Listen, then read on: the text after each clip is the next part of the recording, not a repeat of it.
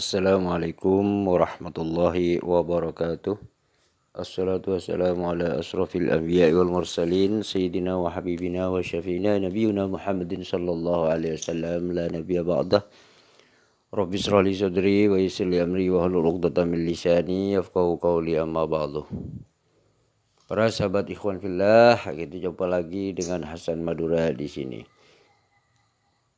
Channel ini adalah untuk menjawab subhat-subhat atau tuduhan-tuduhan yang dilontarkan oleh media-media YouTube. Untuk itulah saya terjun dalam dialog lintas agama dan menjawab semua subhat-subhat yang dilontarkan oleh non-muslim.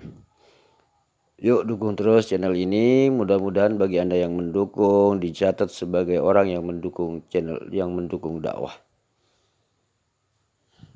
Dan mudah-mudahan kita semua dapat dijadikan orang yang sukses di dunia dan akhirat. Amin, amin, Allahumma amin. Nah, dalam dialog ini adalah saya Hasan Madura berdialog dengan salah satu seorang pendeta tersohor, yaitu Rudy Yohanes sang debater. Selamat menyaksikan.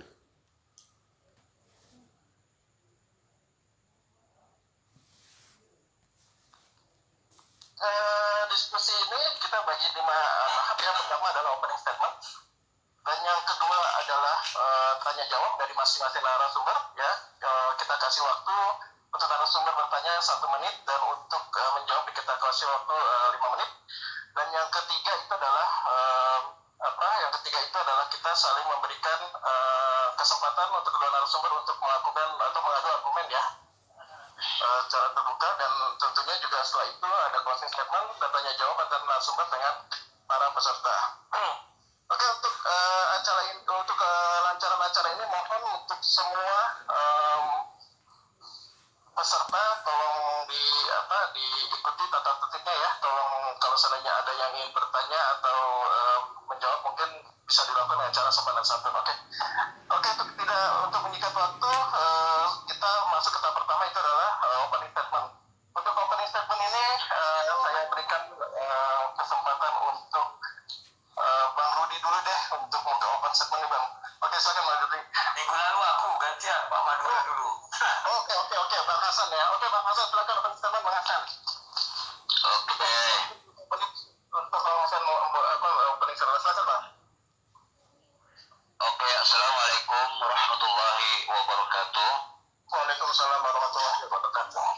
Bismillahirrahmanirrahim. Alhamdulillahirabbil alamin. Allahumma shalli ala sayyidina Muhammadin wa ala ali sayyidina Muhammad.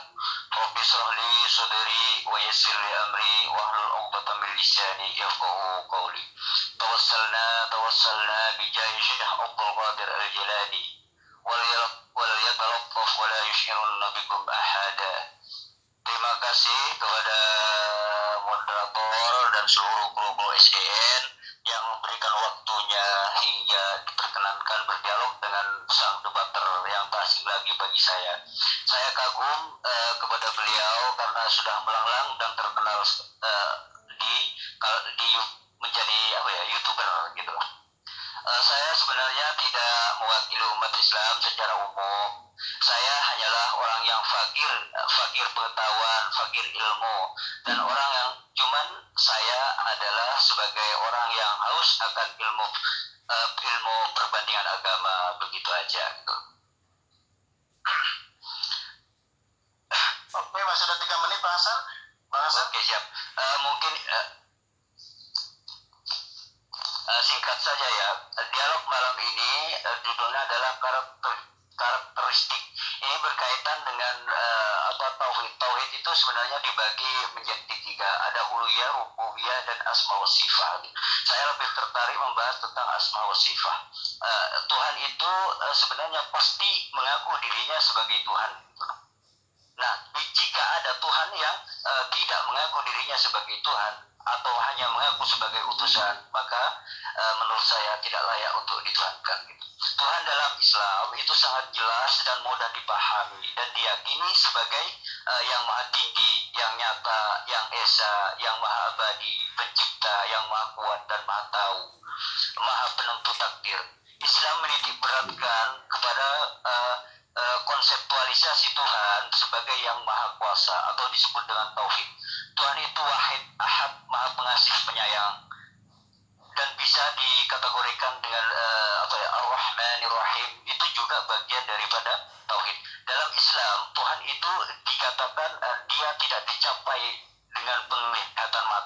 sedangkan Dia dapat melihat segala yang melihat. Dia yang maha halus dan maha mengetahui. Tuhan itu bukan hanya maha kuasa dan juga bukan hanya maha agung, Tuhan, tapi juga maha, yaitu Tuhan yang personal gitu. Tuhan di dalam Islam, Tuhan itu dikategorikan lebih dekat daripada urat nadi manusia itu sendiri, dan juga menjawab semua doa-doa yang kita butuhkan.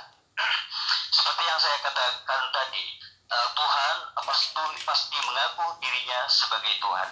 Jika ada Tuhan misalkan yang mengaku dirinya hanya sebagai Tuhan, maka saya katakan sekali lagi, itu tidak layak untuk dijadikan Tuhan. Karena di dalam Islam itu sangat tegas dan lugas, dan bahwa Tuhan itu menyatakan dirinya sebagai Tuhan, sebagaimana di dalam Al-Quran, innani anallah la ilaha illa ana fa'budni, innani sesungguhnya saya anallah, saya ini Allah, la ilaha illa ana, tiada Tuhan selain saya, fa'budni, maka sembahlah aku. Ini penjelasan yang sangat lugas dan terang, juga terbuka gitu.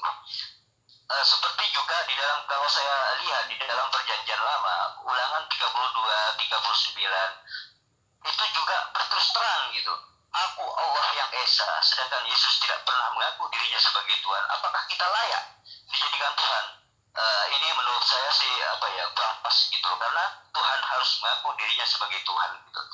Di dalam kalau kita lihat lagi dari ajarannya yang terekam dalam Bible, Yesus tidak menurut saya sih itu tidak layak dijadikan Tuhan, karena Yesus itu punya Tuhan gitu. Punya Tuhan sebagaimana Nabi Musa gitu.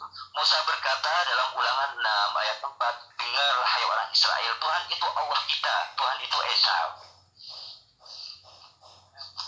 Yesus juga mengajarkan hal yang sama dengan apa yang Nabi Musa ajarkan gitu.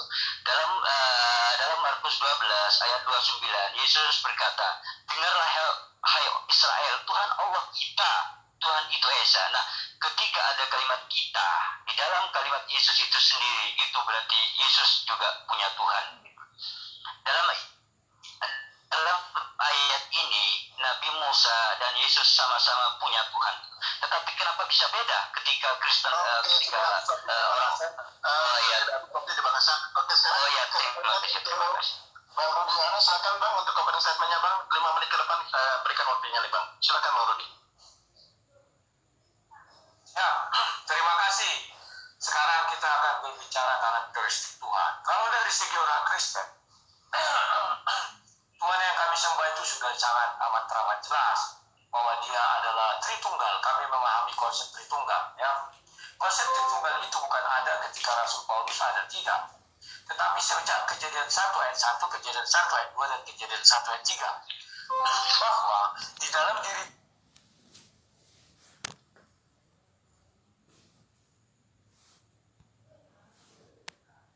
pertama nama, yang kedua bahasa. Tuhan yang dulu Bapak sembah itu mengakui Dia berbicara kepada bangsa Israel, maka digunakanlah bahasa Israel menjelma jadi manusia, firman yang menjadi manusia. Itu kan Tuhan. Itu namanya sama kami sebongkah batu yang dipertuhankan. Batu itu pun bisa menjadi Tuhan. Kenapa? Ada yang mempertuhankan. Jadi itulah kalau dari segi kami. Kalau dari segi kami juga, kami tidak mengenal Tuhan yang hanya bisa bahasa satu bahasa saja. Itu kan Tuhan. Masa kalah Tuhan sama anak-anak SMA yang memiliki 5 bahasa kemampuannya? Itu kan Tuhan.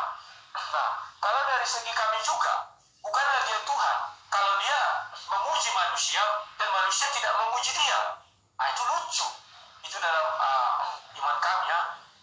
Mungkin itu yang bisa saya sampaikan. Cukupkan, nanti kita berdiskusi aja. Silakan. Masih ada 1 menit lagi Bang Rudi. Gak apa-apa. Sudah selesai saya. Oke, baik kalau gitu. Untuk selanjutnya saya kasih kesempatan untuk Bang Yuda nih untuk memimpin acara tanya jawab Bang Yuda ya. Oke, silakan Bang Yuda dimulai untuk acaranya. Oke, terima kasih untuk partner. Baiklah, langsung saja kita masuk ke sesi kedua, sesi tanya jawab. Karena tadi opening statement dimulai dari pihak Muslim, dari Pak Hasan Madura, maka yang akan bertanya pertama ini adalah dari pihak Kristen, yaitu dari Bang Rudi Yohanes. Silakan Bang Rudi Yohanes untuk memulai bertanya kepada Pak Hasan Madura. Pertama waktu Anda yang diberikan adalah 1 menit dan maksimal 2 kali pertanyaan. Waktu akan berjalan pada saat Anda berbicara. Silakan. Oke, terima kasih. Pertanyaan saya sederhana. Apakah Allah SWT itu adalah Allah yang maha hadir? Dalam artian begini, tahu definisi maha hadir ya? Dari sudut kalian lah, jangan dari sudut kami. Silakan, itu aja pertanyaanku. Oke, terima kasih Bang Rudi Yohanes yang telah memberikan pertanyaannya, yaitu apakah Allah itu adalah Allah Subhanahu wa Ta'ala adalah Allah yang maha hadir. Itu pertanyaan yang sangat simpel. Semoga bisa dijawab sama Pak Hasan Madura. Namun sebelum itu saya kembali mengingatkan bahwa acara ini disiarkan secara langsung di channel Muslim kami dan juga dari channel Bang Rudi. Nanti akan saya sebutkan. Yang pertama channel ISDR Studio Channel, yaitu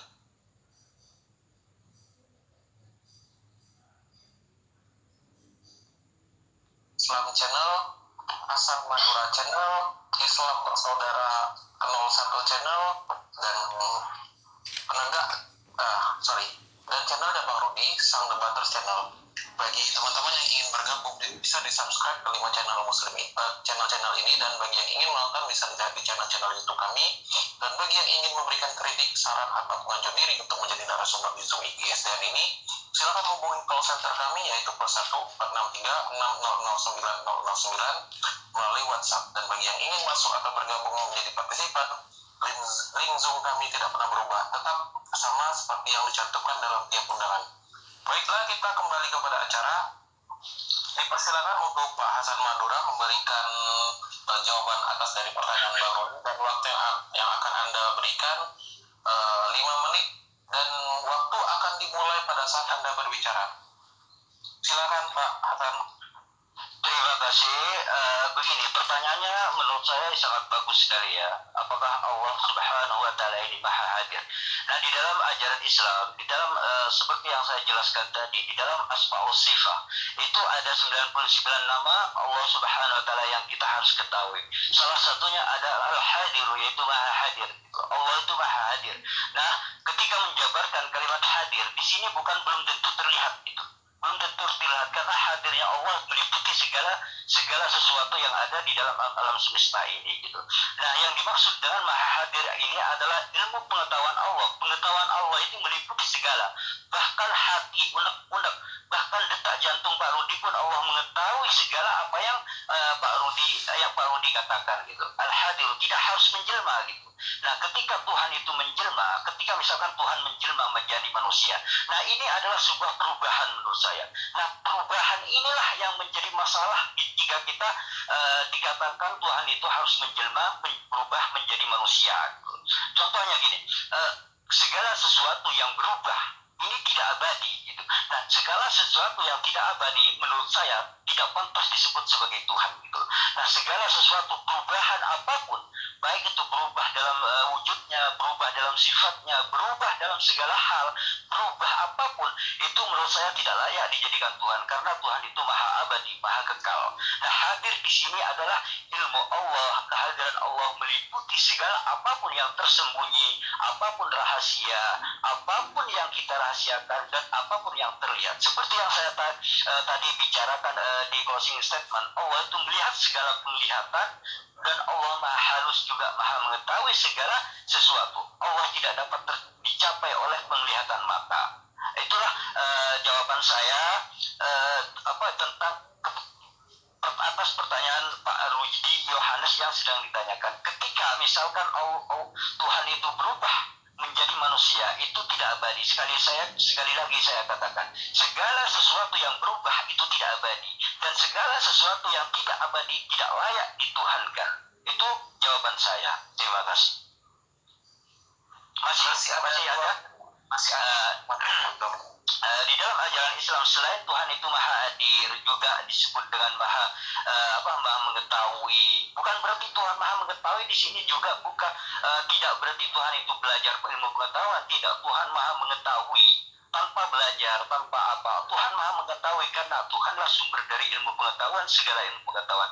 Nah, ketika tadi Bang Rudi menyiapkan maha hadir, apakah Tuhan itu di dalam Islam terlihat? Sudah jelas, baik itu di dalam perjanjian lama, baik itu dimanapun. Yesus juga mengatakan tak seorang pun yang dapat melihat Tuhan, gitu. Tak seorang pun yang dapat melihat Tuhan, baik itu di dalam ajaran Islam. Seperti yang saya katakan, Tuhan tidak akan tercapai oleh penglihatan mata, karena pandangan kita ini terbatas. Memandang matahari, memandang ciptaan Tuhan aja, mata ini terbatas. Apakah matahari seperti yang kita lihat di bumi? Tidak seperti itu. Apakah langit itu warnanya biru? Tidak, belum tentu gitu. Karena itulah pandangan mata. Pandangan mata manusia ini terbatas. Keterbatasan itulah yang membuat kita tidak mampu melihat Tuhan gitu. Jika Tuhan terlihat dan jika Tuhan berubah, maka itu tidak abadi, dan segala sesuatu yang tidak abadi tidak layak untuk dijadikan Tuhan. Terima kasih, itu aja mungkin yang saya sampaikan gitu. Oke, terima kasih untuk jawaban dari Pak Hasan Madura yang bagus sekali. Silakan sekarang adalah waktunya Pak Hasan Madura untuk memberikan pertanyaan kepada Bang Rudi Yohanes. Pertanyaan yang pertama yang akan diberikan, waktu yang akan diberikan kepada Pak Hasan Madura adalah 1 menit dan maksimal 2 kali pertanyaan, dan waktunya akan berjalan pada saat mulai berbicara. Silakan Pak Hasan Madura. Oke, terima kasih. Seperti yang saya tanyakan tadi, Tuhan itu pasti abadi. Kita semua sepakat Tuhan itu abadi, gitu. Sedangkan Yesus ini adalah dari Tuhan berubah menjadi dari firman menjadi manusia. Ini adalah sebuah perubahan. Nah, segala sesuatu yang berubah tidak abadi. Nah, pertanyaannya, apakah menurut Pak Yudi berubah itu abadi gitu? Menurut Pak Rudi, berubah ini abadi karena Tuhan di dalam keimanan Pak Rudi adalah Tuhan itu berubah menjadi firman, menjadi. Nah, menjadi ini adalah sebuah proses gitu. Proses perubahan. Kalimat menjadi ini adalah proses. Nah, saya tanyakan tadi adalah berubah. Apakah berubah itu abadi menurut Bang Rudi? Gitu. Itu aja pertanyaannya sih. Oke, itu dia pertanyaan yang diajukan kepada Bang Rudi Yohanes. Apakah Tuhan itu abadi dengan berubah seperti itu ya? Oke lah, baik. Bang Rudi dipersilakan untuk memberikan jawabannya. Waktu yang akan diberikan kepada Anda adalah 5 menit dan akan dimulai pada saat Anda berbicara. Silakan Bang Rudi. Oke, terima kasih. Apakah kalau ada perubahan itu tetapi katakan Tuhan itu abadi? Ya, Tuhan itu abadi. Tuhan kami tidak pernah berubah. Dia tetaplah Allah yang Tritunggal, Bapa yang Tritunggal. Di mana di dalam ketritunggalannya dia ada Bapa itu sendiri, Roh Bapa itu, dan juga Firman Bapa itu. Yang menjadi manusia itu Firman. Itu bukan berubah. Firman tidak berubah menjadi manusia seperti berubah, tidak ada kalimat berubah di sana, tetapi jadi manusia dia. Ya. Nah, firman yang jadi manusia bukan Tuhannya, perlu diperhatikan ya. Jadi manusia bukan menjadi ya, atau nanti kalau kalian kurang memahami, nanti kalian mengatakan contohnya berfirmanlah Tuhan lain, jadilah terang maka terang itu jadi. Bukan begitu kawan. Kalau ini firman menjadi manusia ya, sehingga manusia itu diberilah nama Yesus. Apakah ada di situ perubahan? Tidak. Bahwa sejak semula Tuhan itu hadir di dalam dunia ini. Pertama dulu melalui suaranya.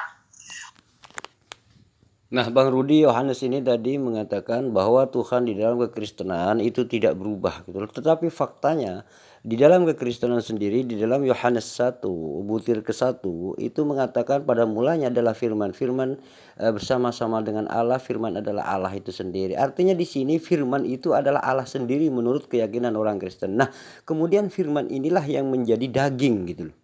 Nah, ini kan sebuah perubahan dari firman, kemudian firmannya itu menjadi atau berubah menjadi daging.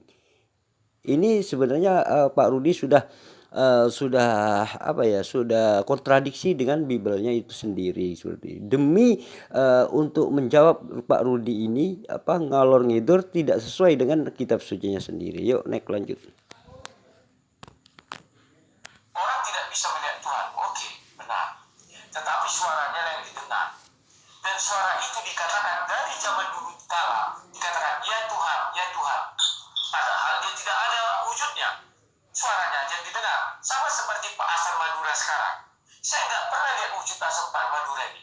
Tetapi saya dengar suaranya. Saya tahu dia itu Hasan Madura. Ya Pak Hasan Madura saya bilang. Artinya suara Pak Hasan Madura sekarang ini adalah Pak Hasan Madura. Tidak tergantikan oleh siapapun. Maka saya katakan, ya Pak Hasan Madura. Ya Pak Hasan Madura. Kan demikian ya Pak. Kemudian misalnya Pak Hasan Madura membuka camnya, maka nampaklah wajahnya seperti saya. Ya sudahlah. Itu artinya suaranya yang menjadi gambarnya itu seperti saya. Ya demikian juga Tuhan. Suaranya itu sekarang misalnya seperti saya kan dibuka ini. Maka yang Bapak lihat itu digital saya, ini utusan saya. Tetapi ini adalah saya sendiri. Jadi tidak ada yang berubah. Nah, saya tertarik mengatakan, Bapak tadi mengatakan, kalau ada yang berubah itu bukanlah Tuhan. Ya saya setuju Pak. Maka itu Bapak harus bertanggungjawabkan bahwa nama Allah itu ada 610. Bukan sejak zaman Musa. Zaman Musa tidak dikenal Allah. Yang mereka kenal Elohim, Adonai, atau Yahweh, atau Jehovah, atau apalah. Tidak dikenal namanya Allah. Jadi Bapak sudah membuat sebuah analisa yang keliru menurut saya. Sehingga Tuhan yang Bapak sembah, Bapak katakan bukanlah Tuhan.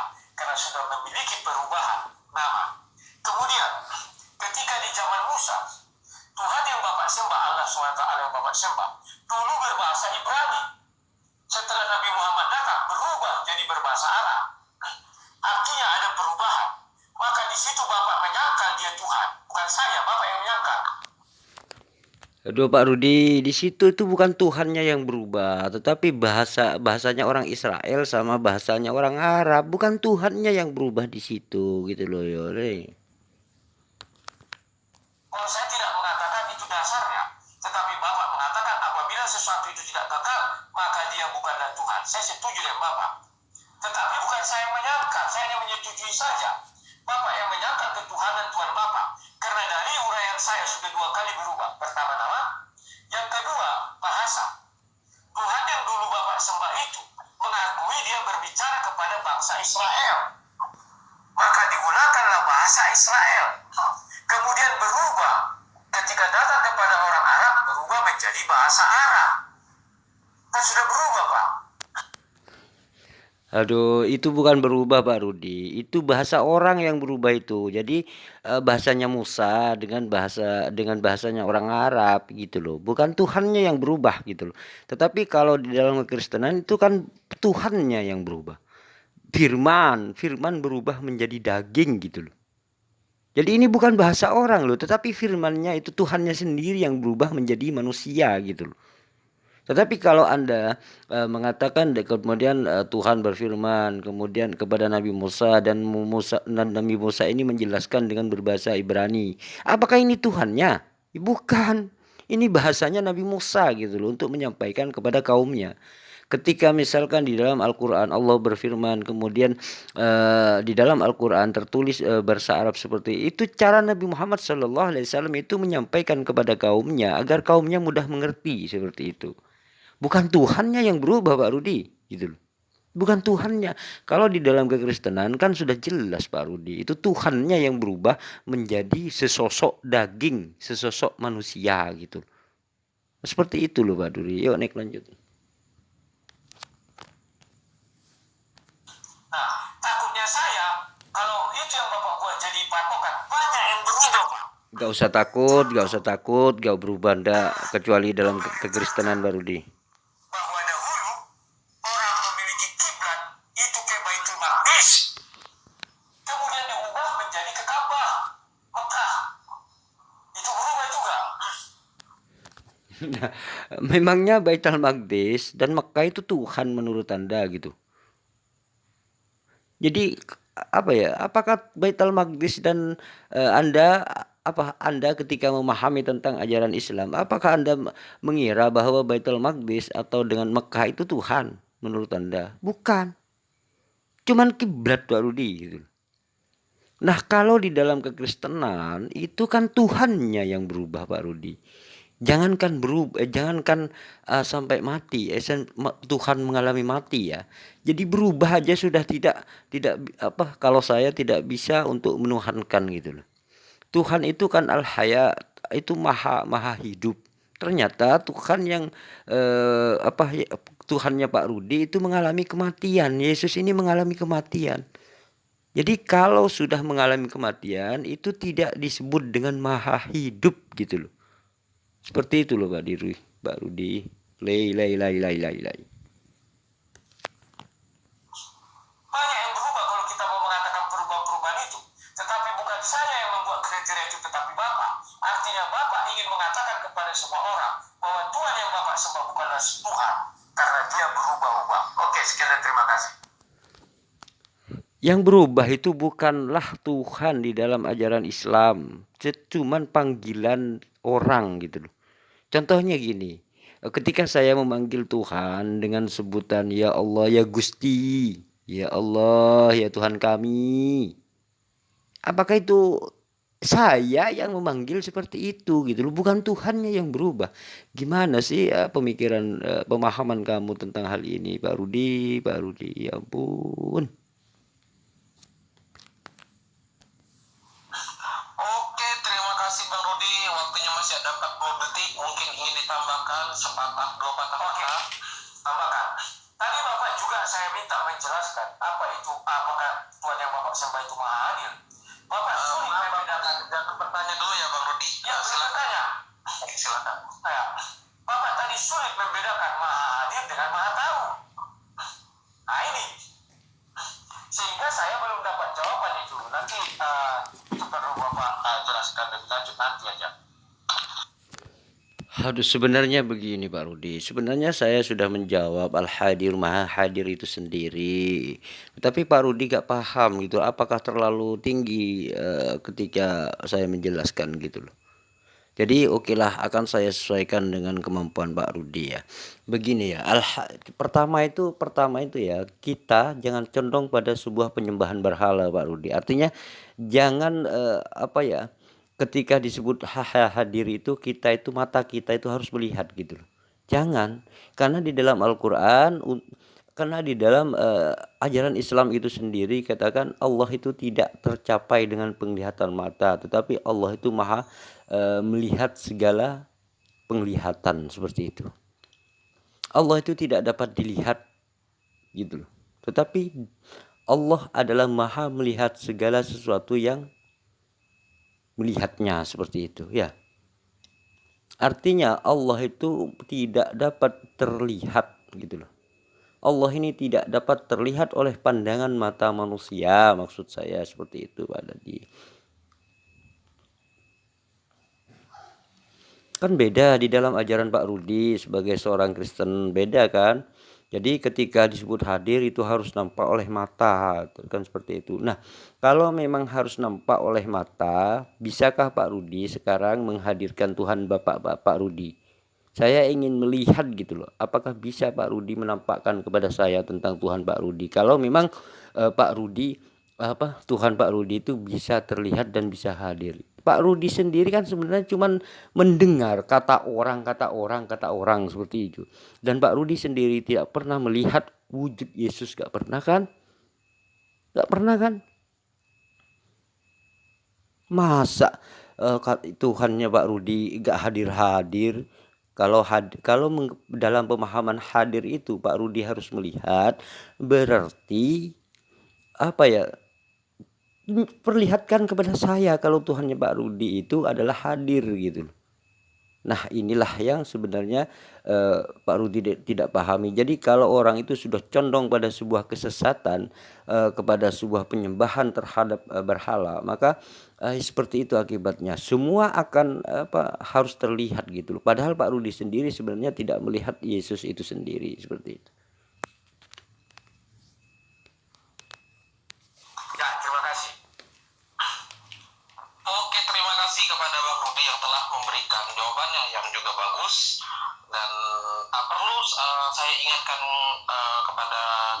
narasumber, mungkin jika ingin memberikan data, silakan dipersilakan untuk kedua narasumber, baik Bang Rudi ataupun Pak Hasan Madura, untuk share screen data di layar supaya untuk membantu juga, tidak hanya sekedar dari bicara-bicara saja, supaya para yang menonton acara juga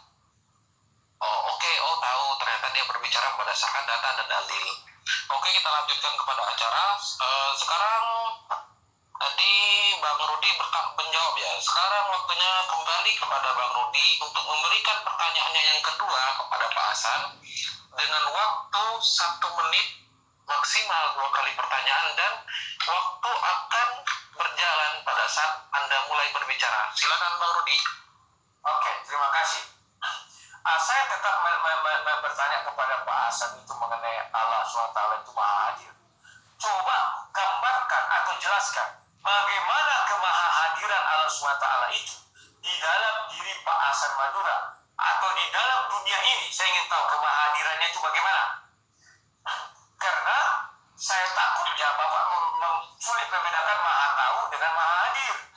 Contoh Maha Hadir itu seperti kita sekarang atau saya sekarang.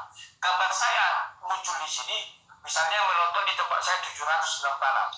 Di 796 itu saya hadir di situ. Itu namanya Maha Hadir. Tetapi saya terbatas kepada jumlah bilangan. Kalau Tuhan tidaklah terbatas. Tolong jelaskan kemahahadiran Tuhan yang Bapak suka. Silakan. Oke, terima kasih Bang Rudi Yohanes yang telah memberikan pertanyaannya, yaitu tolong dijelaskan kemahahadiran Tuhan, yaitu dari perspektif Islam. Tentunya ini akan diberikan kepada Pak Hasan. Dan tanpa perlu berlama-lama lagi, mari kita menuju ke Pak Hasan dan dipersilakan kepada Pak Hasan untuk memberikan jawabannya dengan waktu yang diberikan kepada Bapak 5 menit, dan waktu akan berjalan pada saat Anda mulai berbicara. Silakan Pak Hasan. Oke, terima kasih. Sebenarnya tadi sudah saya jawab ya, tentang Tuhan Maha Hadir. Oke lah, semungkin kurang memahami dengan penjelasan saya. Begini ya, kita bedakan dulu makhluk dengan penciptaan gitu.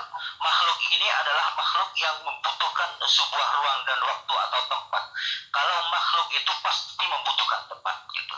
Sedangkan Tuhan itu tidak butuh tempat. Tuhan itu adalah sebelum tempat itu ada, Tuhan itu sudah ada. Karena tempat itu adalah ciptaan Tuhan. Semuanya termasuk surga pun. Tuhan itu tidak ada di surga, tidak menempati di surga. Artinya kalau Tuhan di dalam ajaran Islam itu tidak butuh pada tempat itu. Karena sebelum tempat itu diciptakan, itu Tuhan sudah ada gitu. Karena segala tempat itu ciptaan Tuhan. Artinya Tuhan tidak butuh ruang dan waktu, tidak tempat. Nah, dengan kalimat Maha Hadir di sini adalah kekuasaan Allah yang menghadir kepada saya. Gitu. Ketika misalkan saya berpikir kepada Allah menyebut La ilaha illallah, maka Allah itu hadir dalam diri saya. Artinya kekuasaan Allah meliputi saya. Kekuasaan Allah bukan berarti Tuhan itu duduk di dalam hati saya, bukan gitu. Bukan, Maha Hadir ini kekuasaan Allah itu meliputi saya semua gitu. Sehingga ketika misalkan ada sesuatu yang membahayakan saya, maka Allah yang menolongnya dengan kekuasaannya. Itulah yang disebut dengan Maha Hadir di dalam Islam menurut sepengetahuan saya. Maha Hadir ini Tuhan tidak butuh tempat gitu. Kalau misalkan Pak Rudi ini kan makhluk butuh tempat tentu. Kalau tidak ada tempat, Pak Rudi tidak akan bisa hidup gitu. Kalau tidak ada bumi, mau kemana? Melayang-layang di mana gitu. Nah, untuk itulah bedakan dulu makhluk dengan Tuhannya. Tuhan itu meliputi segalanya. Artinya sebelum tempat itu ada, Tuhan itu ada. Artinya kehadiran Tuhan itu tidak terpengaruh oleh ruang dan waktu, tidak butuh ruang dan waktu, tidak diliputi oleh ruang dan waktu.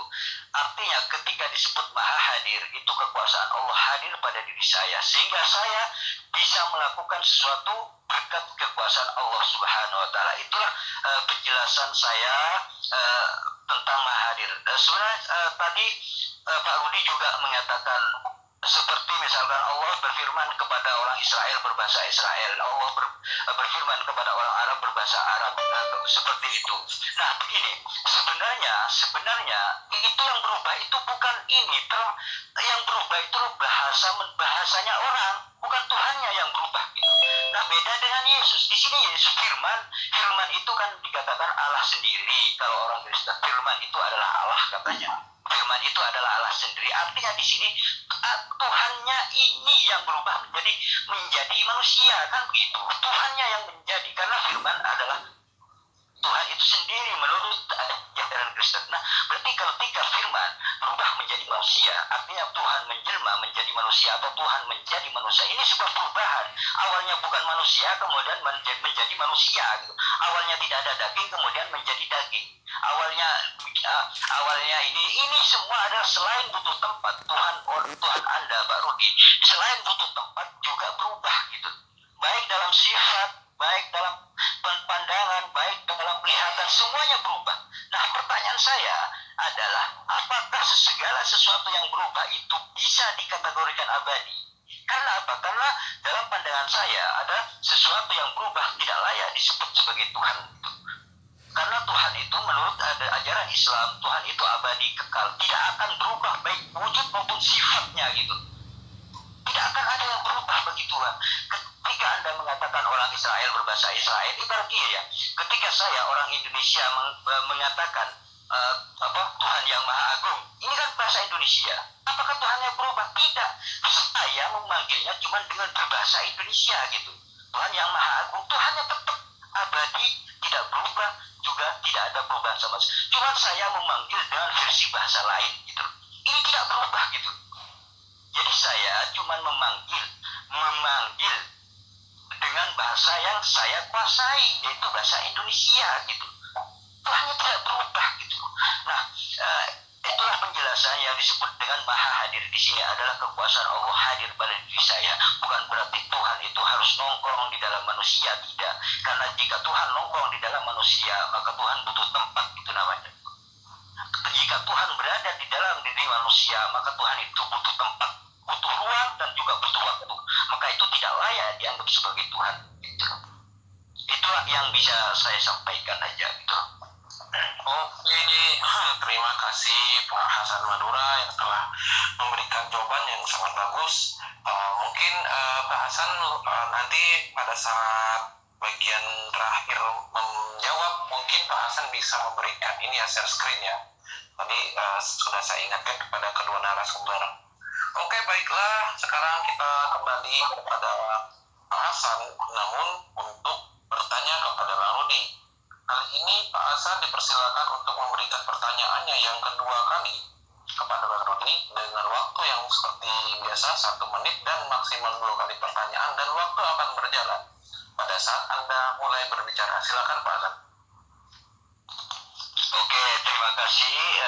Karena tadi Pak Rudi tidak menjawab apakah sebuah perubahan itu harus dianggap sebagai Tuhan.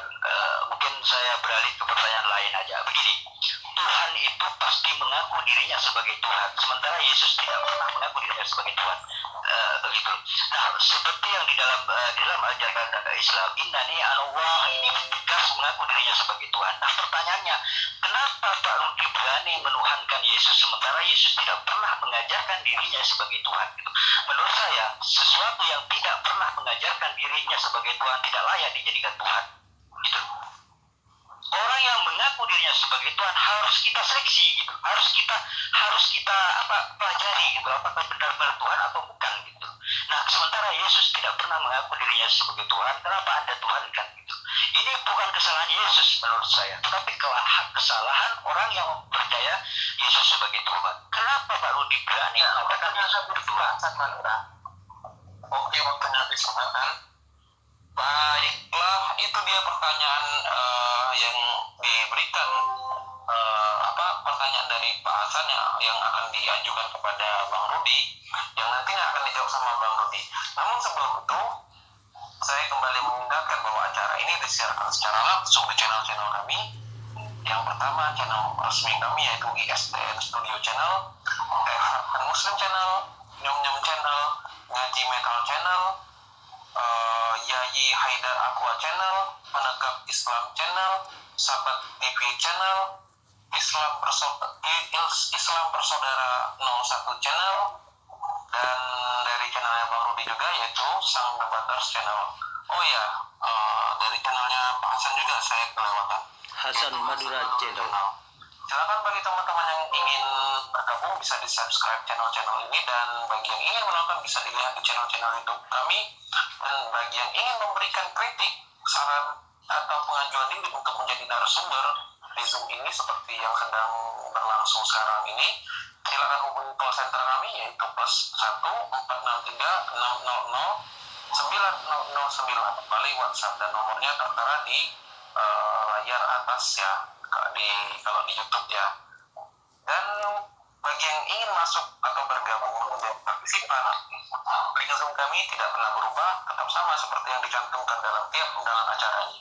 Oke, kita kembali kepada acara, dan saatnya untuk Bang Rudi Yohanes memberikan jawabannya atas pertanyaan dari Pak Atra tadi, dan waktu yang akan diberikan kepada Anda seperti biasa 5 menit, dan waktu akan berjalan saat Anda berbicara. Silakan jika ingin menampilkan data. Silakan Bang Rudi. Oke, terima kasih. Kalau dikatakan mana Yesus mengaku Tuhan, Yesus sebenarnya banyak mengaku Tuhan ya. Yohanes 13 ayat 13, Yohanes 10 ayat 30, di Wahyu juga dikatakan demikian. Ya. Tetapi kalau dikatakan mana Yesus mengatakan Tuhan dan minta disembah, maka Matius 4 mengajarkan kepada kami sungguh-sungguh teramat jelas, hanya iblislah setelah Yesus datang, hanya iblislah yang minta disembah. Jadi kalau ada Tuhan setelah Yesus datang minta disembah, itu iblis. Itu menurut ajaran kami. Nah, Pak Rudi ini lupa bahwa yang ada tertera di dalam Perjanjian Baru itu adalah iblis yang menggoda Tuhannya Pak Rudi gitu loh. Bahkan Tuhannya Pak Rudi dibawa-bawa ke gunung yang paling tinggi. Ini kan sebenarnya menyedihkan. Masa Tuhan dibawa-bawa oleh iblis gitu loh. Dan Tuhannya Pak Rudi ini itu mau dilemparkan oleh iblis dari bukit yang sangat tinggi gitu loh. Ini menyedihkan loh Pak Rudi gitu loh. Jadi ketika iblis datang kepada Tuhannya Pak Rudi mengatakan sembahlah aku. Iblis mengatakan seperti itu membuktikan bahwa Yesus bukan Tuhan, Mbak Rudi. Kenapa? Itu membuktikan bahwa Yesus punya Tuhan sehingga digoda oleh iblis itu. Nah, ketika Pak Rudi mengatakan Yesus itu sebagai Tuhan, maka di sini menurut saya adalah kesalahan Pak Rudi. Jika nanti Yesus dikonfirmasi, itu Yesus tidak salah karena Yesus tidak pernah mengajarkan dirinya sebagai Tuhan. Pak Rudi lah yang salah di sini, gitulah.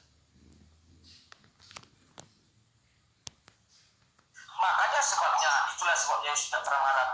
Aku adalah Tuhan, sembahlah aku. Tidak ada. Tetapi kalau Yesus mengatakan dia Tuhan, banyak sudah saya sebutkan. Bahkan murid-muridnya pun mengatakan dia Tuhan ada. Thomas, Yohanes 20 ayat 28, itu jelas. Ya. Jadi kalau dikatakan mana pengakuan Yesus adalah Tuhan dan sembahlah aku, hanya iblis di Matius 4, iblis mengatakan sembahlah aku, memberikan dunia ini sama kamu katanya. Hanya iblislah yang minta disembah setelah Yesus datang. Pak Rudi, Anda mengatakan Matius 4 tadi ya. Di situ Tuhannya Pak Rudi ditawarin sebuah kekuasaan kerajaan di dunia ini. Dan Tuhannya Pak Rudi dibawa-bawa ke sebuah bukit yang tinggi dan mau dilempar dari atas bukit gitu loh. Kan gimana ini? Ini menunjukkan bahwa Yesus bukan Tuhan gitu loh Pak Rudi.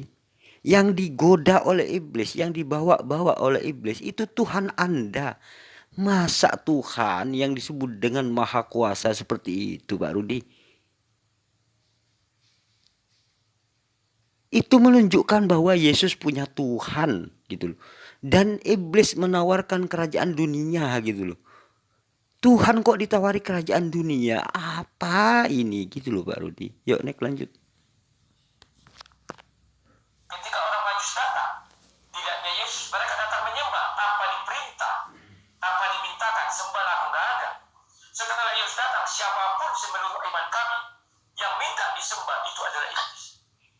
Karena di dalam Alkitab, di dalam Injil Matius, Markus, Lukas dijelaskan hanya iblislah yang kemudian meminta dirinya disembah. Oke? Kemudian saya tadi terheran-heran melihat Bapak ini ya, Pak Hasan. Tadi Pak Hasan bilang tidak berubah bahasa. Orang yang berubah Bapak bilang tidak. Memang demikianlah aturan mainnya, bahwa Allah SWT datang terhadap satu kaum sesuai bahasanya. Artinya kalau ini konsisten, maka tidak ada nabi di luar daripada bangsa Israel. Tidak ada nabi di luar bangsa Yahudi. Itu kalau konsisten. Pak Rudi, ketika firman Allah ditulis oleh manusia berdasarkan manusia itu, bahasa manusia itu sendiri, apakah Tuhannya yang berubah di sini? Tidak. Itu bahasa manusia gitu loh. Karena firman itu adalah disampaikan oleh malaikat Jibril kepada seorang utusan gitu loh. Dan kemudian penyampaiannya ini oleh malaikat Jibril sesuai dengan apa bahasa para rasul itu gitu loh. Jadi di sini bukan Tuhannya yang berubah gitu loh Pak Rudi. Nah ketika saya mengatakan perubahan di dalam ketuhanan Pak Rudi itu fakta.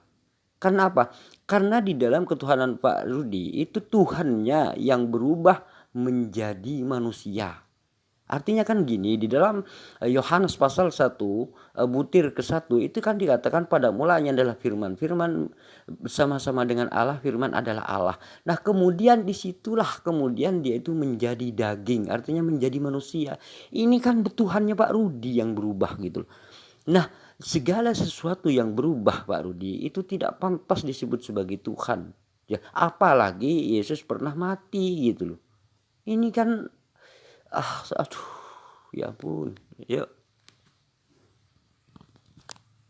Ternyata tidak. Di luar dalam bangsa Yahudi ada seorang nabi, ya kan?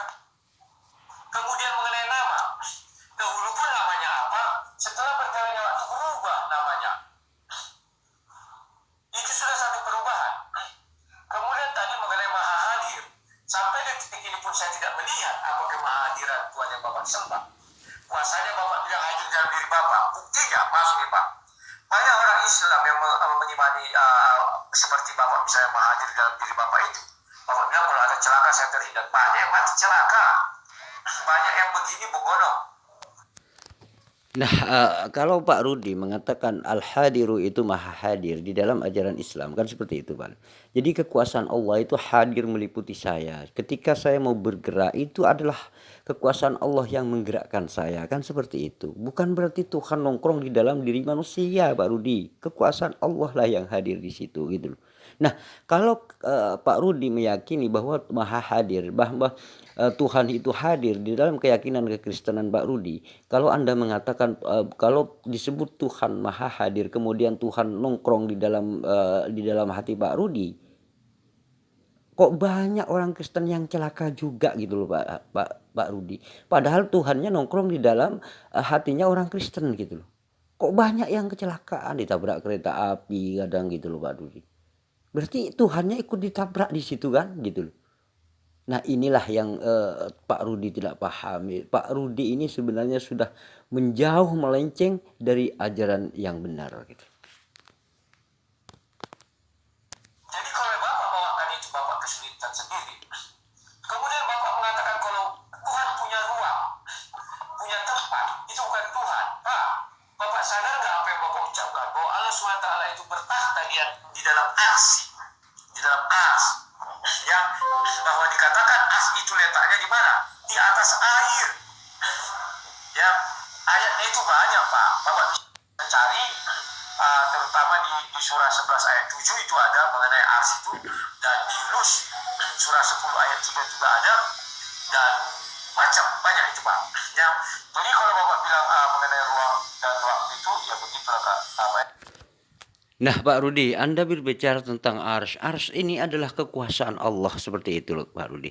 Bukan kalimatnya itu alal ars atau di atas ars gitu. Bukan berarti apa ya nongkrong duduk kursi di situ. Disitulah kelemahan pemahaman Anda Pak Rudi gitu loh. Makanya saya perlu luruskan gitu.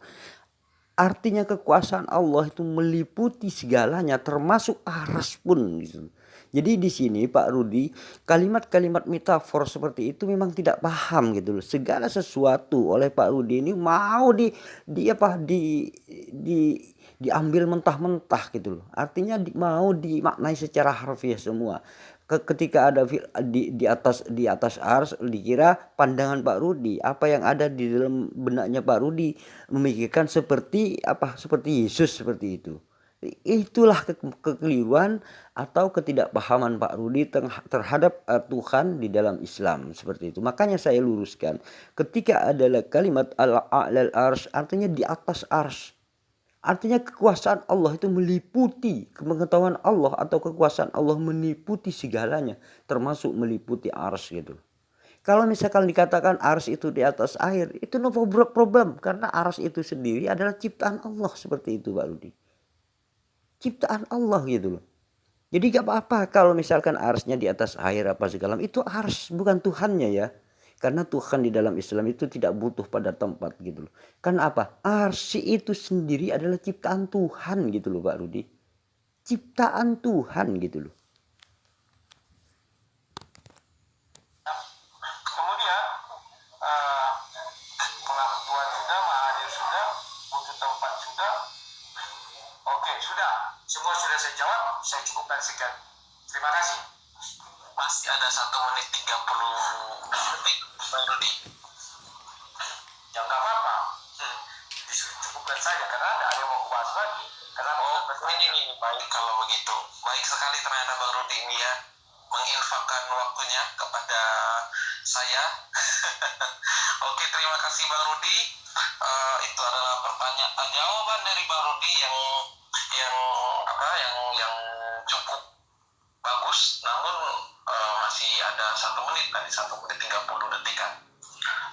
Baiklah, sekarang waktunya untuk Bang Rudi memberikan pertanyaannya yang terakhir kepada Pak Hasan Madura. Pertanyaan yang ketiga yang akan diajukan kepada Pak Hasan dengan waktu yang seperti biasa, yaitu 1 menit dan 2 kali maksimal bertanya. Dan waktu akan berjalan pada saat Anda mulai berbicara. Silakan Bang Rudi Yohanes. Oke, terima kasih. Saya ingin bertanya kepada Bapak ini mengenai Allah yang Bapak sembah, ya Tuhan yang Bapak sembah ya. Bapak pasti mengimani bahwa Tuhan itu memiliki firman. Tapi sampai detik ini tidak satu orang muslim pun bisa menjelaskan kepada saya bagaimana sih firman Allah itu. Mereka cenderung mengatakan yang disampaikan Jibril itu adalah firman Allah, ya betul. Tapi itu bukan firman suara Allah langsung, tetapi adalah pesan yang disampaikan Jibril ya. Tolong jelaskan, kalau memang Allah memiliki kalamullah itu, bagaimana sih apanya yang bisa Bapak gambarkan mengenai suara itu atau kalimatullah itu? Silakan. Itu saja dulu. Oke, terima kasih Bang Rudi Onesta yang telah memberikan pertanyaan yang terakhir yang diajukan kepada Pak Hasan Madura, dan juga dipersilakan kepada Pak Hasan untuk memberikan jawaban atas dari pertanyaan Bang Rudi tadi. Dan waktunya waktu yang diberikan kepada Anda 5 menit dan akan dimulai pada saat Anda berbicara. Silakan Pak Hasan Madura. Oke, terima kasih. Di dalam ajaran Islam itu ada Allah berfirman, dan penyampai firman itu adalah malaikat Jibril. Sebenarnya ini sudah tertera juga di dalam ketika ada Jibril, malaikat atau Roh Kudus di dalam ajaran umat-umat ajaran Pak Rudi, ini sebenarnya sudah menuju kepada malaikat Jibril gitu. Cuman karena Pak Rudi ini tidak tahu, tidak ada ajaran di dalam kekristenan tentang siapa itu Ruhul Kudus, maka dia itu kebingungan, dia dikira malaikat ini adalah Tuhan juga. Ketika di awal-awal Ruhul Kudus di awal Adam dan menyampaikan sesuatu kepada Yesus, ini bukti bahwa Ruhul Kudus ini sedang menyampaikan sesuatu kepada Yesus gitu. Kalau di dalam Islam sebenarnya ketika sholat Nabi Muhammad SAW itu menerima perintah sholat, ini adalah menerima langsung dari Allah Subhanahu wa taala. Jibril pun ini tidak sanggup untuk mengatakan Nabi Muhammad SAW gitu. Nah, karena malaikat Jibril ini tugasnya adalah menyampaikan wahyu, maka malaikat Jibril ini diberi tugas menyampaikan wahyu, disampaikan kepada Nabi Muhammad SAW. Jadi seperti di dalam dalam Quran, wa innahu nazzalahu, artinya sesungguhnya malaikat Jibril ini menyampaikan, menaruh di dalam hatinya Nabi Muhammad sallallahu alaihi wasallam. Nah, ketika Anda bertanya apakah firman itu berupa tulisan atau apa gitu, sebenarnya yaitu bila tulisan, yaitu tidak dengan tulisan, juga tidak dengan kata-kata. Artinya Allah memberikan sebuah pengetahuan kepada Nabi Muhammad, difirmankan firman itu, kemudian Nabi Muhammad SAW tidak harus belajar dulu karena Allah sudah memberikan tentang pengetahuan firman tersebut gitu. Dan orang-orang pilihan ini hanya pilihan. Jadi kalau Tuhan itu misalkan hadir ke dunia, ngapain ada utusan gitu? Misalkan Tuhan itu moro-moro keliling seluruh Israel, keliling ke barat ke timur, ngapain ada utusan gitu loh. Nah ini sebenarnya sudah menjawab, sebenarnya ada tergambar di dalam kitab di dalam Islam itu sendiri, dan juga di dalam ajaran Pak Rudi ini sebenarnya sudah ada gitu, bahwa di situ ada kalimat Gabriel. Nah, berhubung orang-orang Kristen ini tidak tahu tugas-tugas para malaikat, maka dia itu kebingungan karena memang tidak ada ajaran seperti itu gitu. Kalau di dalam ajaran Islam itu sudah lengkap bahwa malaikat ini tugasnya ini, malaikat ini tugasnya ini, itu semua Allah yang berkuasa memerintahkan semua malaikat gitu. Sehingga umat Islam ini diberitahu oleh Nabi Muhammad SAW tentang tugas-tugas para malaikat tersebut, termasuk malaikat yang mencabut nyawa, malaikat yang berada di dalam manusia, malaikat yang mendampingi manusia, malaikat yang menyampaikan wahyu, semua itu ada tertera di dalam ajaran Islam gitu. Namun sayang sekali di dalam ajaran kekristenan itu tidak ada sama sekali. Malaikat itu siapa sih? Gitu. Kadang-kadang iblis pun bisa menyamar sebagai malaikat. Ini kan rancu sekali gitu. Nah di sini ketika berbicara Pak Rudi tadi hanya setan yang minta disembah. Pak Rudi jangan lupa bahwa di dalam seperti di dalam ajaran perjanjian lama itu, akulah Tuhan, kamu jangan menyembah Tuhan lain gitu. Ini sebenarnya minta disembah. Apakah Tuhan Pak Rudi dalam perjanjian lama ini setan, iblis gitu? Nah begini, ketika ada sesuatu mengaku dirinya sebagai Tuhan misalkan, maka kita pelajari apakah dia itu cuma mengaku-ngaku atau benar-benar Tuhan gitu. Nah, yang paling pokok dasar di dalam ajaran Islam, Tuhan itu maha agung, juga Tuhan itu abadi. Nah, misalkan gini Pak Rudi, misalkan ketika ada orang tidak mengaku Tuhan gitu, misal anggaplah gini, monyet atau Hanuman gitu. Hanuman ini kan tidak pernah mengaku dirinya sebagai Tuhan, dan Hanuman tidak pernah dirinya minta disembah. Apa ketika ada orang mau menyembah Hanuman, wah ini pasti Tuhan ini karena tidak minta disembah gitu. Nah, apakah hal seperti itu Pak Rudi mau terima gitu? Sesuatu yang tidak pernah mengaku dirinya sebagai Tuhan bukan Tuhan gitu. Dan jika ada orang yang menuhankan, kesalahan itu bukan terletak pada diri Yesus, karena Yesus sendiri tidak pernah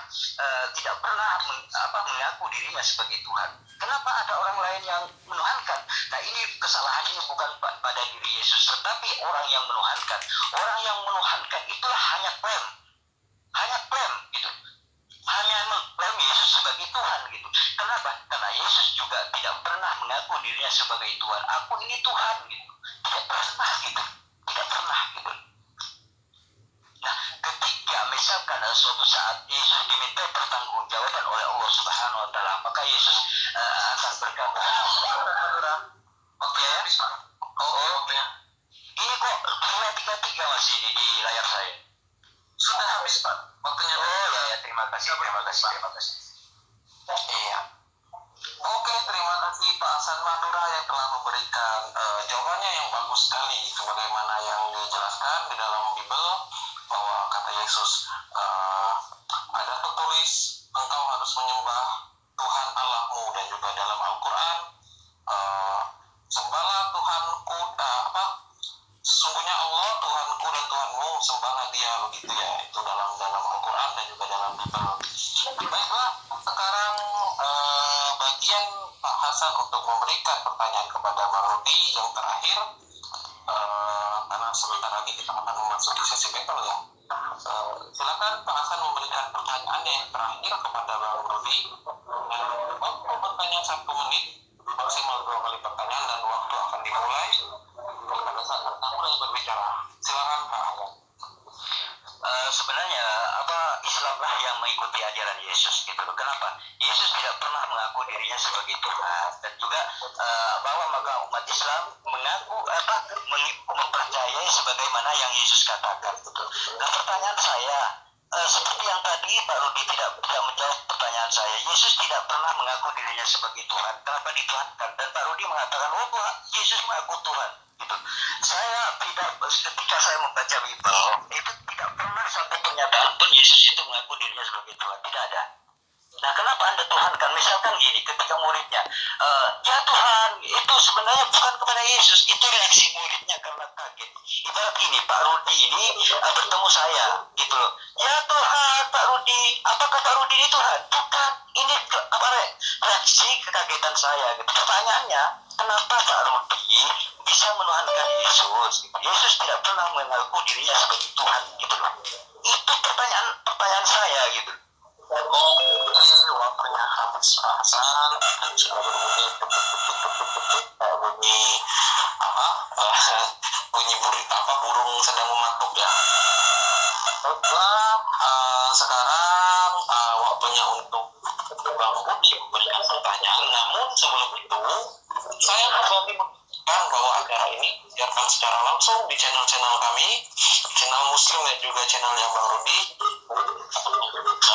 Yang pertama, channel resmi kami ISDN Studio Channel, kemudian Farhan Muslim Channel, Nyom Nyom Channel, Ngaji Metal Channel, Yai Haidar Aqua Channel, Sahabat TV Channel, Penegak Islam Channel, Hasan Madura Channel, Islam Bersaudara 01 Channel, dan yang terakhir dari channelnya Bang Rudi, Sang Debaters Channel.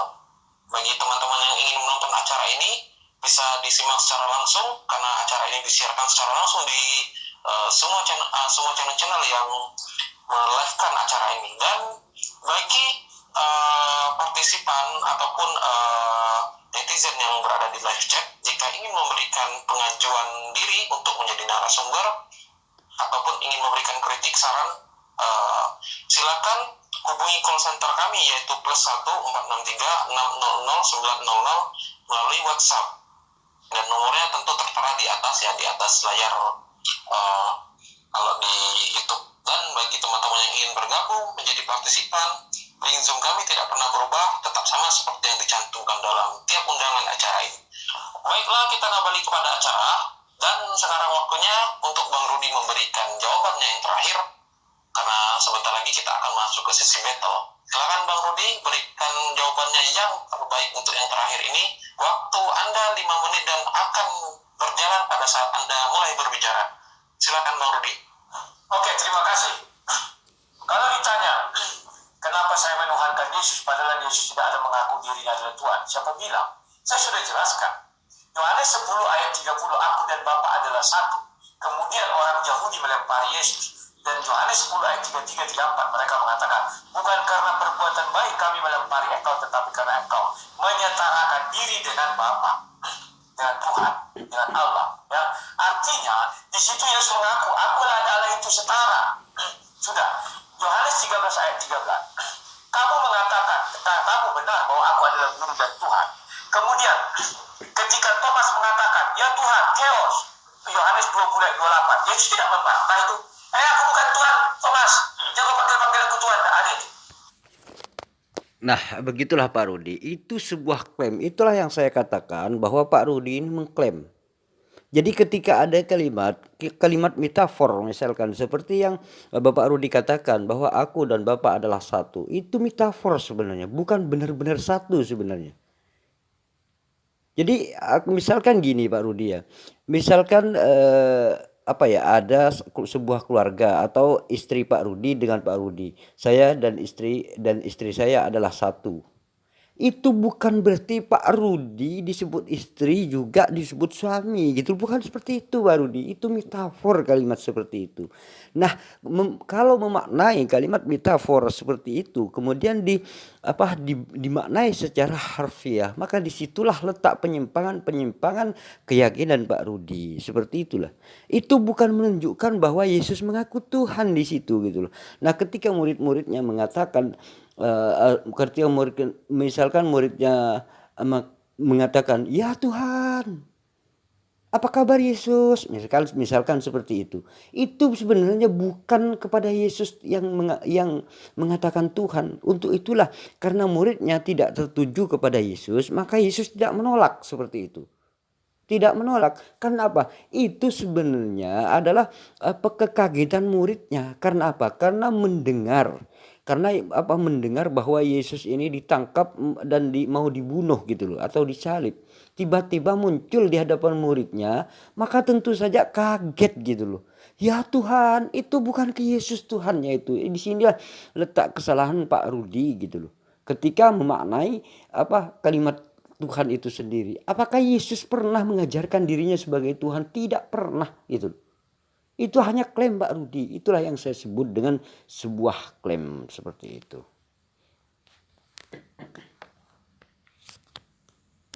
Yesus mengiyakan memang dia adalah Tuhan. Kalau ditanya lagi kepada saya, kenapa kamu menuhankan Yesus? Karena itu perintah daripada Alkitab, ya kan? Maka dikatakan di sana apa? Yohanes 1 ayat 1. Pada mulanya ada firman, firman bersama-sama dengan Bapa, maka firman itu adalah Bapa itu sendiri. Kemudian Yohanes 1 ayat 3, segala sesuatu diciptakan dia, maka kita merujuk kepada kejadian 1. Itu proses penciptaan. Siapa yang menciptakan? Kenapa? Segala sesuatu dijadikan oleh dia. Siapakah dia ini? Itulah firman Bapa, atau Bapa itu sendiri yang berbicara. Ya. Kemudian, kalau mengenai yang kutanya tadi kepada Bapak mengenai kalamullah.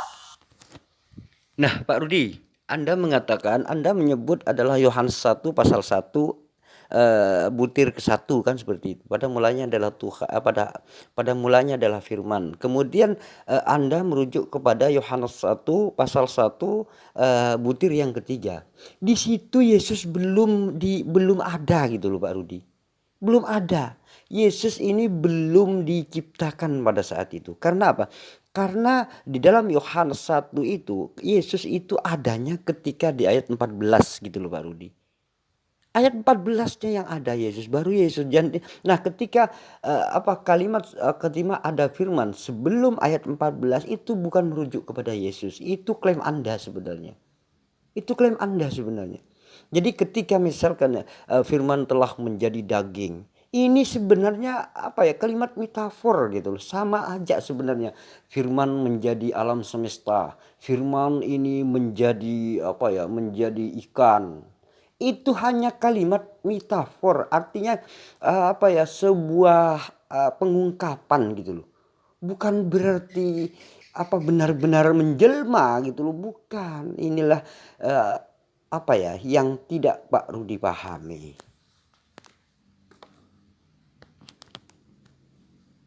Bapak tidak mengerti apa itu suara Tuhan atau firman Tuhan. Bapak mengatakan bahwa itu malaikat sudah ada diutus gini-gini. Bapak semakin mengaburkan al-ikhlas itu Pak. Tidak ada yang setara dengan dia. Tidak ada yang tergantung. Dia tidak tergantung kepada apapun. Sekarang Bapak Allah itu jadi tergantung kepada para malaikat. Bahwa Bapak Allah itu tidak bisa menyampaikan firman-Nya langsung. Padahal dia seorang Tuhan. Padahal dia adalah Allah yang Maha Kuasa. Berbicara saja bisa. Apa susahnya? Kok harus melalui syarat tergantung. Kemudian mengenai roh. Nah, Pak Rudi, itulah bentuk kemahakuasaan Allah gitu. Allah ini mampu memerintahkan siapapun juga gitu loh. Termasuk para malaikat ini diperintah oleh Allah agar menyampaikan firman gitu loh Pak Rudi. Masa Pak Rudi gak tahu orang yang misalkan gini, ada orang berkuasa misalkan gitu. Dia itu akan menunjuk siapapun yang orang itu yang ditunjuk, memerintahkan gitu loh Pak Rudi. Kalau orang berkuasa, beda kalau Tuhannya Pak Rudi tidak kuasa apa-apa gitu loh. Ya maka dia itu berangkat sendiri atau cari kayu sendiri gitu loh. Semua sendiri. Itu kan sebenarnya bentuk daripada penghinaan terhadap Tuhan gitu loh Pak Rudi. Itu sebenarnya menghina sebenarnya Pak Rudi ini gitu. Karena apa? Karena Tuhan itu maha agung tiba-tiba disebut dengan lemah gitu loh. Jadi segala sesuatu yang pernah terhina, pernah lemah itu tidak bisa dikategorikan sebagai maha gitu loh Pak Rudi.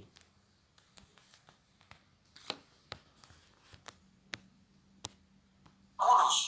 Di dalam ajaran kami mengenal Roh Kudus Pak. Gabriel bukan Roh Kudus. Itu bedanya di dalam ajaran ajaran Kristen. Di dalam ajaran Islam, Jibril itu Roh Kudus. Saya tidak bisa mengganggu-gugat. Tetapi di dalam ajaran Kristen, Gabriel itu bukan Roh Kudus, tetapi malaikat.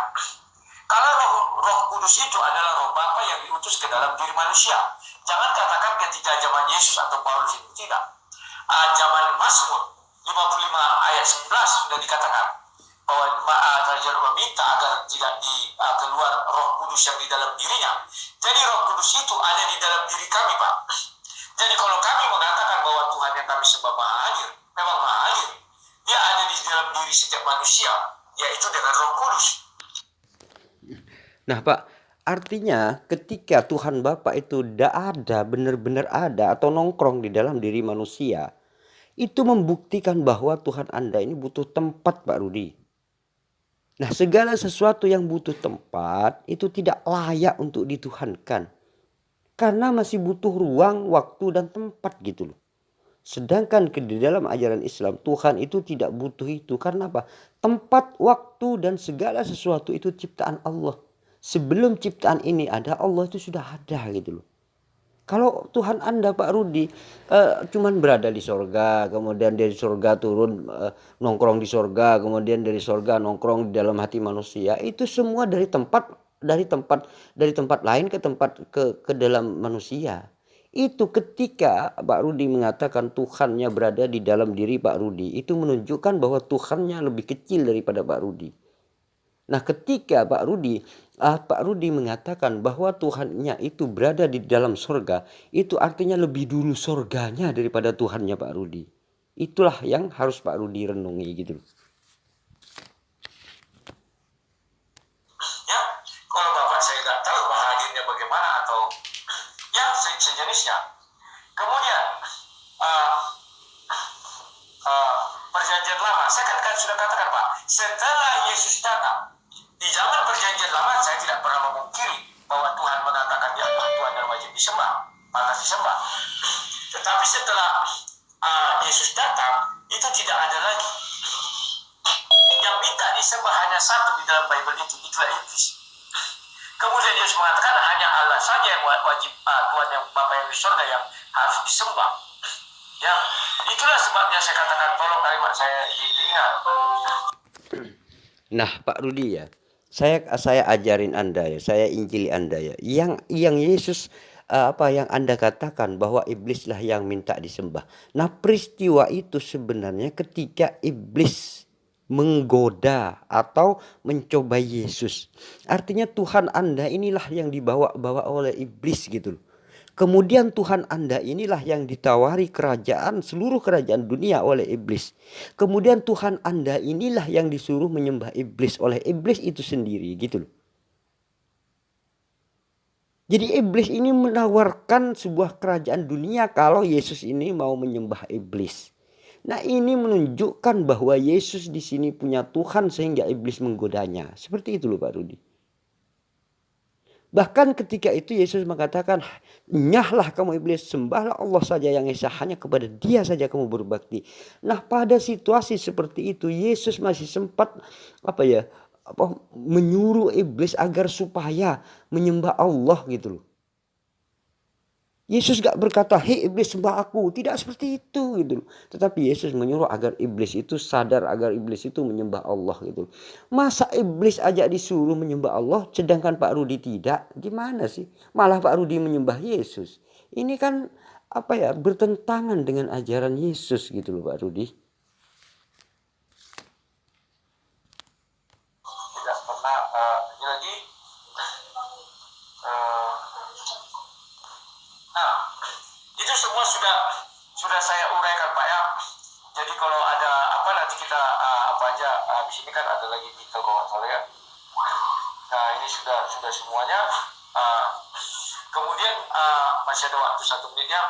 Saya ingin mengatakan bahwa Tuhan yang kami sembah itu adalah Tuhan yang sesungguhnya Tuhan. Dia mampu berfirman, dia mampu menunjukkan dirinya dari anakku. Dia mampu hadir dimanapun, suka-suka dia. Firman-Nya menjadi manusia bisa. Ya, itu suka-suka Tuhan kami Pak. Adalah satu kekeliruan jika Tuhan kami tidak bisa kemana-mana. Dia hanya duduk di singgasaranya, itu bukan Tuhan. lebih tepatnya manusia saja bisa kemana-mana. Masa Tuhan tidak bisa kemana-mana? Itu dari sudut pandang kami. Dan Tuhan yang kami sembah, kalau mau berfirman cukup berfirman, tidak perlu embel ini, embel itu, embel ini, embel itu. Ya tidak perlu ada ini, ada itu. Dia mau berfirman berfirman saja. Wah, manusia tidak bisa mendengar suara Tuhan. Siapa bilang? Tuhan kami kan maha segalanya. Kalau suara yang kekerasan dikecilkannya pun bisa. Jadi semua orang bisa mendengarnya. Oke, itu yang saya sampaikan. Terima kasih. Nah, Pak Rudi begini ya. Itu masa seperti itu. Misalnya gini ya, Pak Rudi, ketika Anda mengatakan Tuhan turun ke bumi dan kemudian menjelma menjadi Yesus, dan Yesus cuman keliling-keliling dan ke Israel dan kemudian ditangkap oleh orang Romawi dan kemudian disalib, dibunuh oleh orang Romawi. Masa seperti itu sih Tuhan Anda, Pak Rudi?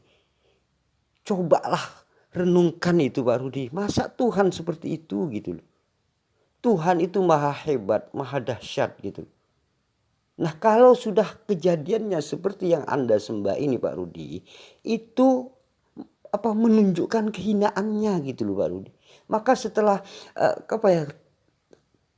hina di situ, maka tidak layak untuk disebut dengan maha agung, maha dahsyat, karena pernah terhina gitu loh, Pak Rudi. Inilah, ayo coba renungkanlah, Pak Rudi, renungkan dan renungkanlah.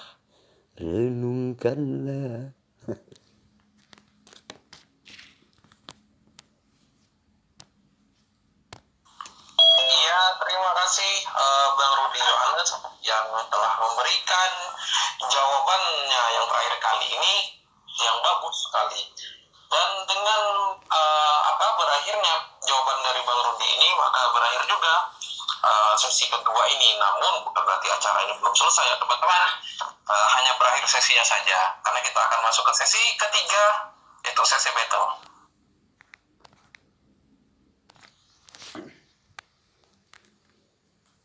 Nah, begitulah hasil dialog saya, Hasan Madura, dengan seorang pendeta senior, seorang pendeta kawakan yang bernama Rudi Yohanes sang debater. Nah, untuk cukup sampai di sini aja video ini karena terlalu panjang, maka insya Allah nanti sesi battlenya akan saya putar kembali. Nah, seperti yang saya ingatkan kembali, dukung terus channel ini, karena channel ini saya memang sengaja membuat channel ini untuk menjawab semua subhat-subhat yang dilontarkan oleh orang-orang non-muslim. Jadi channel ini tujuannya adalah berdakwah untuk menjawab semua tuduhan-tuduhan di orang-orang di luar Islam yang fobia terhadap Islam. Seperti itulah. Nah, untuk itulah dukunglah terus channel ini. Mudah-mudahan dukungan Anda dicatat sebagai orang yang mendukung dakwah. Dan mudah-mudahan dukungan Anda semua menjadikan kita semua diberikan kesehatan, diberikan rahmat oleh Allah, dan dijadikan orang yang sukses di dunia dan akhirat. Amin, amin, Allahumma amin. Nah, inilah gambar daripada kota Bangkalan, Madura. Cukup sampai di sini aja. Terima kasih. Wassalamualaikum warahmatullahi wabarakatuh.